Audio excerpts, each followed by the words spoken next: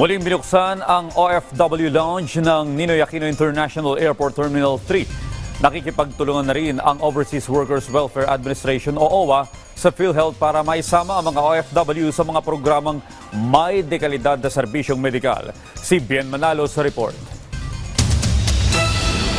Mahigit 10 taon ng overseas Filipino worker si Filipina Chavez sa Middle East. Babiyahe siya papuntang Bahrain. Bagamat gabi pa ang kanyang flight, minabuti ni Filipina na lumuwas na ng maaga mula Tanay Rizal patungong Naiya sa Pasay. Unang beses niya sa OFW Lounge at laking pasasalamat niya sa serbisyong hatid nito sa departure area ng Terminal 3 sa mga gaya niyang OFW.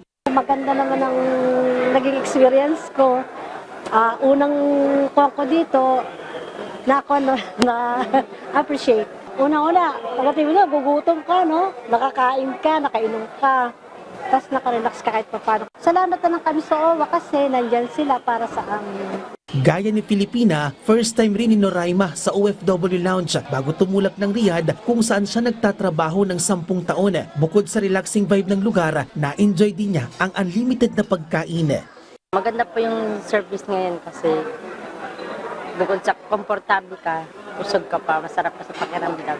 Sana po habang patuloy po itong ganitong service para po kasi kakabuti ng bayan. Tuloy-tuloy pa rin ang paghahatid ng serbisyo ng OFW Lounge para sa mga OFW. Malaki, may modernong disenyo, kumpleto sa pasilidad ang lounge. May assistance desk para sa mga programa at serbisyo ng OWA at meron ding e-card issuance. Mahigit 200 ang seating capacity ng lounge at aabot na sa mahigit 250 milyon ang naserbisyohan nito. Bukod sa libreng wifi at charging station, hatid din ng OFW Lounge ang libre at unlimited na pagkain para sa ating magigiting na overseas Filipino workers. Bubuksan na rin ang special rest area para sa mga OFW na may long layovers na abot sa mahigit 8 oras. Kumpleto ito sa rest beds, may massage chairs at shower rooms din.